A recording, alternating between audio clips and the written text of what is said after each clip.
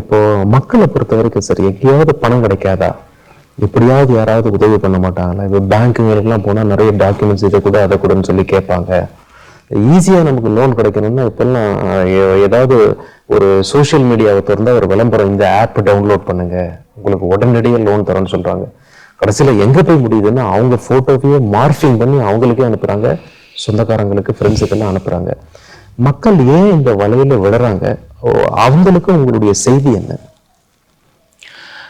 இப்போ இந்த சட்டம் புதுசாக வந்திருக்கிற சட்டம் வந்துட்டு கட்டாயப்படுத்தி வசூல் பண்ணுறதுக்கு தடை.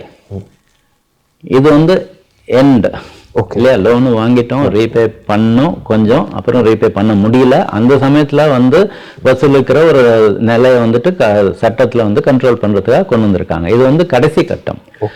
ஆக்சுவலாக இந்த கடைசி கட்டத்தில் இருக்கிற பிரச்சனை கடைசி கட்டத்தில் ஆரம்பிக்கல. பிரச்சனைங்கிறது முதல்ல ஆரம்பிச்சிருக்கு, அது படிப்படியாக போயிட்டு கடைசியில் இங்கே வந்து நின்றுருக்கு. முதல்ல என்ன பிரச்சனை அப்படின்னா கடன் வாங்கிறது.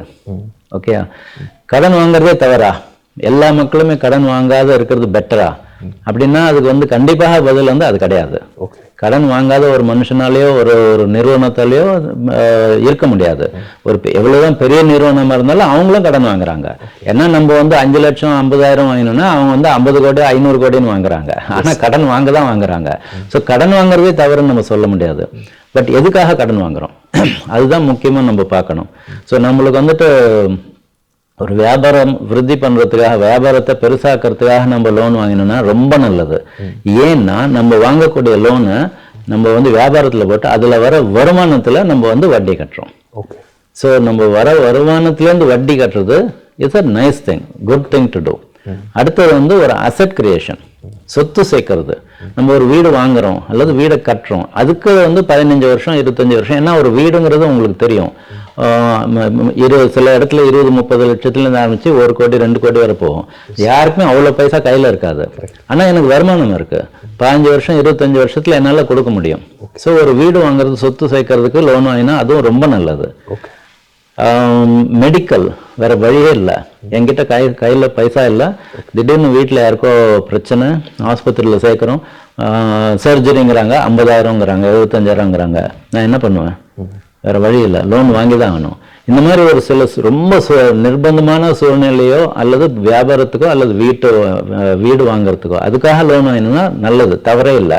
பட் இந்த 3 விஷயத்துல பாத்தீங்கன்னா மெடிக்கலை தவிர மீதி 2மே வந்து எமர்ஜென்சி கிடையாது. நம்ம பிளான் பண்ணி பேங்க்ல அப்ளை பண்ணி 1 வாரம் 10 நாள் எடுத்துக்கிட்டுமே நம்ம அப்ளை பண்ணி பொறுமையா நம்ம வந்து கரெக்டான லோன் வாங்கினோம்னா வாழ்க்கை வந்து சீரா இருக்கலாம். இந்த கன்சம்ஷன் லோன்னு சொல்றோம் இல்லையா, அங்கதான் மக்கள் நிறைய பேர் மாட்டிக்கிறாங்க. கன்சம்ஷன் லோன் ஒரு ஆடம்பர செலவுக்காக வாங்குற லோன்ல தான் நிறைய பேர் மாட்டிக்கிறோம். உதாரணம் சொல்லுங்க சார் கன்சம்ஷன் லோனுக்கு. உதாரணம்னா நம்மளுடைய சொசைட்டில நீங்க பாத்தீங்கன்னா ஒரு ரிலேட்டிவ்ஸ் மேரேஜ் இருக்கு, சொந்தத்துல ஒரு மேரேஜ் நடக்குது, கல்யாணம் நடக்குது. அதுக்கு நான் வந்து கம்பல்சரியா மொய் எழுதி ஆகணும். கம்பல்சரியா, அது வந்து என்னுடைய சாய்ஸ் கிடையாது, கம்பல்சரி. அதுவும் எவ்வளவு அப்படின்னா 1 சவரன் 2 சவரன் நான் கொடுத்தாகணும். ஏன்னா நான் கொடுக்கலன்னா என்னை பத்தி தவறா பேசுவாங்க, என்னை இழுக்கா பேசுவாங்க, என்னுடைய சொந்தக்காரத்தை நடுவில் எனக்கு மானம் போயிடும் அப்படிங்கிற ஒரு சிச்சுவேஷன் சொசைட்டியில் இருக்கு இப்போ. இதுக்காக நான் என்ன பண்ணுவேன், 5 வட்டி 10 வட்டியில் லோன் வாங்கி நான் வந்துட்டு மொய் எழுதி ஆகணும். ஸோ இந்த மாதிரி செலவெல்லாம் நம்ம கண்டிப்பாக கண்ட்ரோல் பண்ணி ஆகணும். நம்ம ஒரு தனி நபர்கிட்ட சொன்னோம்னா பிரயோஜனம் இல்லை. ஏன்னா நீங்கள் போய் கடன் வாங்கி நீங்கள் போய் மொய் எழுதிட்டீங்க, உங்களுக்கு நல்லா பேசுவாங்க. நான் கடன் வாங்க மாட்டேன்னு மறுத்துட்டு மொய் எழுதுறதுக்கு 1000 ரூபாய் கொடுத்தேன் அப்படின்னா என்ன கேவலமாக பேசுவாங்க. ஸோ ஒரு தனி நபர்கிட்ட சொல்லி பிரயோஜனம் இல்லை. நம்மளுடைய சமுதாயத்திலேருந்து ஒரு மாறுதல் வரணும். அதே மாதிரி டவுரி, கல்யாணத்துக்கு வந்துட்டு சீர் பண்றது, இது சட்டம் இருக்கு. சீர் வாங்கிறது சீர் கொடுக்கறது தவறு, பனிஷபிள் அஃபென்ஸ்னு சட்டம் இருக்கு. இருந்தாலும் மக்கள் மத்தியில அது வந்து பரவலான ஒரு பெரிய ஒரு நோய். இது ஆக்சுவலா இட்ஸ் டிசீஸ், இல்னஸ். அது என்கிட்ட கையில காசு இல்லைனாலும் எப்படியாவது அலையாத அடமானம் வச்சு நான் வந்து சீர் கொடுத்தாதான் என்னுடைய பொண்ணுக்கோ பையனுக்கோ கல்யாணம் பண்ண முடியும். ஸோ இதெல்லாம் வந்து ஒரு சொசைட்டி வந்துட்டு ஒரு கான்சியஸ்னஸ் வரணும். வந்து எல்லா மக்களுமே வந்து இது மாதிரி நான் பண்ண மாட்டேன் அப்படிங்கிற ஒரு டெசிஷன் வரணும். அந்த காலத்துல வந்து சத்தின்னு இருந்தது இல்லைங்களா? ரொம்ப வருஷம் முன்னாடி ஒரு வீட்டுக்காரர் வந்து இறந்துட்டாருன்னா அந்த மனைவி வந்து அந்த நெருப்புல அவளும் வந்து குதிச்சிடணும், சத்தின்னு சட்டம் இருந்தது.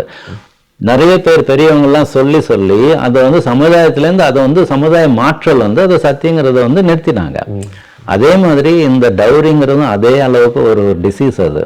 அதெல்லாம் நிறுத்தினாதான் கடன் வாங்குறது கம்மியாகும். கடன் வாங்குறது கம்மியாயிடுச்சுன்னா ஆட்டோமேட்டிக்காக நம்ம வந்து பிற்காலத்தில் நம்ம வந்து கஷ்டமான ஒரு நிலைக்கு போக மாட்டோம். அப்போ வந்து ஓரளவுக்கு நம்ம ரீபேமெண்ட் பண்ண முடிஞ்சதுன்னா நம்மளுக்கு பிரச்சனை வராது. அவனும் வந்து ரொம்ப கராராக பேச மாட்டானுங்க. ஸோ நம்ம கடன் எப்படி திருப்பி கொடுக்கறதுன்னு பார்க்கறதுக்கு முதல்ல ஏன் வாங்குறோம், அங்கேருந்து ஆரம்பிச்சோன்னா மச் பெட்டர் ஃபார் அஸ். நீங்கள் ரொம்ப தெளிவாக சொன்னீங்க சார். அதாவது ஒரு அசெட் கிரியேட் பண்ணுறதுக்கு ஒரு வீடு மாதிரி அதுக்கு வாங்கலாம், ஒரு பிஸ்னஸ் ரன் பண்றதுக்கு வாங்கிட்டு அதுல இருந்து பணத்தை போட்டு கட்டலாம். வீம்புக்காக சும்மா என்னோட பிரஸ்டீஜை காப்பாத்திக்கிறேன் அதுக்கு வாங்கக்கூடாது, தப்பு அப்படின்னு சொன்னீங்க. வாகன கடன் இதுல வந்து எந்த கேட்டகரியில வரும்? மக்கள் கிரெடிட் கார்டை பயன்படுத்துறாங்க, ரொம்ப சாதாரணமா பயன்படுத்துறாங்க. இந்த மாதிரியான லோன்ஸ் எல்லாம் அப்புறம் பர்சனல் லோன்ஸ் வாங்குறாங்க, இதெல்லாம் எந்த கேட்டகரியில வரும் சார்? ஸோ இப்போ நீங்கள் கிரெடிட் கார்டு பார்த்தீங்கன்னா ரொம்ப ஈஸியான லோன் வாங்கக்கூடிய ஒரு டூல். அது கிரெடிட் கார்டு போயிட்டு நம்ம சும்மா ஏதாவது கடையில் போயிட்டு ஒரு டிவி வாங்குறோம், ஃப்ரிட்ஜ் வாங்குறோம், 2 வீலர் வாங்குறோம், ஸ்வைப் பண்ணி உடனே வீட்டுக்கு ஓட்டின்னு போயிடும் அல்லது வீட்டுக்கு சாமான் வந்துடுது. ரொம்ப வசதியான ஈஸியாக வாங்கக்கூடிய லோன் அது. நீங்கள் கிரெடிட் கார்டில் 45 days டைம் கொடுப்பாங்க. அந்த 45 daysல நம்ம அந்த ஃபுல் அமௌண்ட்டு கொடுக்கலன்னா மினிமம் வந்து 5% கொடுத்தாகணும். கொடுக்கலன்னா உடனே நம்மளை என்பிஏல போட்டுருவாங்க. பட் 5% நம்ம கொடுத்துட்டோம்னா பாக்கி 95% ரோல் ஓவர் பண்ணுறாங்க. அந்த ரோல் ஓவர் பண்ணும்போது எவ்வளோ வட்டி தெரியுமா சார்ஜ் பண்ணுவாங்க கிரெடிட் கார்டில்? Anywhere between 36 to 42.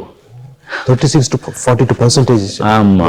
நம்ம ரோல் ஓவர் பண்ற கிரெடிட் கார்டு அமௌண்ட்டுக்கு வட்டி விகிதம் வந்து 36லேருந்து 42% சார்ஜ் பண்றாங்க. ஒரு பேங்கோட ஏதோ 36 தான். மோஸ்ட் பேங்க்ஸ் 36லேருந்து இருப்பாங்க, சில பேங்க் 42 வரை போறாங்க. அந்த அளவுக்கு நம்ம வட்டி கொடுத்து இந்த ஆடம்பரமான ஒரு செலவை பண்ணணுமா? கையில் இருக்க கார்டு அதனால நம்ம யூஸ் பண்ணணுமா அப்படிங்கிறத நம்ம யோசிக்கணும். நம்மளுக்கு அந்த 45 நாளில் திருப்பி கொடுக்க முடியாதா ஃபுல் அமௌண்ட்டை? ஏன் நம்ம லோன் வாங்கணும்? அதுவும் கார்டில் வாங்குறது ரொம்ப அதிகமான வட்டியில் வாங்குவோம். அது நம்மளுக்கு நிறைய பேருக்கு தெரியறது இல்லை. அது மாதிரி நீங்கள் பர்சனல் லோனுங்கிறீங்க. இப்போ வந்து நம்ம ஊரில் வந்து இந்த ஆப் லோன் அப்படிங்கிறது ரொம்ப பரவலாக ஆயிடுச்சு. ரொம்ப பரவலாக ஆயிடுச்சு. அது என்னன்னா ரொம்ப ஈஸியஸ்ட் லோன். வாட்ஸ்அப்பில் டைரெக்டாக எனக்கு மெசேஜ் வருது, you are pre approve 10,000 rupees. நீ யாருடான்னு எனக்கு தெரியாது, நான் யாருன்னு உனக்கு தெரியாது. ஆனா இவங்கிட்ட இருந்து எனக்கு ஒரு மெசேஜ் வருது வாட்ஸ்அப்ல, உனக்கு ப்ரீ அப்ரூவ்டா 10,000 சாங்ஷன் ஆயிடுச்சு, 20,000 சாங்ஷன் ஆயிடுச்சு, ஒண்ணுமே நீ பண்ண வேண்டாம், ஜஸ்ட் இங்க ஒரு கிளிக் பண்ணு, உன் பேங்க் அக்கௌண்ட்ல காசு வந்து சேர்ந்துரும் அப்படின்ட்டு வருது. உண்மைதானா சார்? கிளிக் பண்ணா வந்துருமா? ஆக்சுவலா வருது. இவங்க யாருன்னு நமக்கு தெரியாது. இவங்க ஆர்பிஐ ரெகுலேட்டடா இல்ல. ஸோ ஆர்பிஐடைய கண்ட்ரோல்லையும் வரல. நம்ம தமிழ்நாட்டு கவர்மெண்ட்டுடைய ரெகுலேட்டட் லைசன்ஸ்டா, கவர்மெண்ட்ல லைசன்ஸ் வாங்கியிருக்காங்க லோன் கொடுக்கறதுக்குன்னா அங்கேயும் கிடையாது. ஸோ தமிழ்நாடு கவர்மெண்ட்டுக்கு பார்வையிலையும் வரல, ரிசர்வ் பேங்குடைய பார்வையிலும் வரல, எந்த பார்வையிலுமே வராத இவங்க பாட்டு தனியாக வந்து கொடுக்குறாங்க. இவங்களுக்குன்னு ஒரு ரூல்ஸே கிடையாது. அப்போ அவங்க கிட்ட நம்ம ஏதோ ஒரு ஆசையிலையோ ஒரு அவசரத்துலையோ அந்த கிளிக் பண்ணி 10,000, 20,000, 30,000 லோன் வாங்கிடுறோம். சந்தோஷமா இருக்கும். என்ன 5 நிமிஷத்துல பேங்க் அக்கௌண்ட்ல பைசா வந்துடுச்சு, சந்தோஷமா இருக்கும். திருப்பி கொடுக்கும்போது நம்மளால கொடுக்க முடியலன்னா அவங்க வந்து அவங்களுடைய அப்ரோச் வந்துட்டு sometimes can be very bad. ஏன்னா நம்ம லோன் எடுக்கிறதுக்கு முன்னாடி நம்ம ஃபோனில் எல்லா அப்ரூவலும் அவங்க எடுத்துருவாங்க. நம்ம ஃபோனில் இருக்கிற கான்டாக்ட்ஸ், நம்ம வீடியோஸ், நம்ம ஃபோட்டோஸ் எல்லாத்துக்கும் அவங்க வந்து கண்ட்ரோல் கேட்டு நம்ம எஸ் கொடுத்தா தான் நம்மளுக்கு லோன் கொடுக்குறாங்க. ஸோ எல்லா கான்டாக்ட் கண்ட்ரோல் எடுத்ததுக்கு அப்புறம் நம்ம லோன் ரீபே பண்ணலன்னா what they start doing is நம்மளுடைய கான்டாக்ட்ஸுக்கு என்னென்னமோ மெசேஜ்லாம் அனுப்புறாங்க. என்னுடைய கான்டாக்ட்ல யாரு? என்னுடைய சொந்தக்காரங்க, எங்களுடைய நெருங்கிய நண்பர்கள் எல்லாரும் என் கான்டாக்ட்ல இருப்பாங்க. அவங்க எல்லாருக்கும் மெசேஜ் போகும், இந்த மாதிரி இவன் வந்து லோன் வாங்கினா கடன்காரன் கொடுக்கவே இல்லை அப்படின்னு போட்டு என்னுடைய மானமே என்னுடைய சர்க்கிள்ல போயிடுற மாதிரி வரும். ஸோ அப்போ வந்து ஒரு நிர்பந்தத்துல நான் தள்ளப்படுறேன். ஸோ இந்த app loan is a very dangerous. ரொம்ப ஆபத்து இல்லை சார்? ஆமா. தவிர்க்க முடியாத தம்ப்நெயில்ஸ், கலக்கலான கண்டென்ட்ஸ், சினிமாவும் சீரியஸ் பிரச்சனைகளும், சும்மாவே ராம் சரண் தளபதி விஜய் எப்படா பெரிய கலகலப்பும் கைகலப்பும்.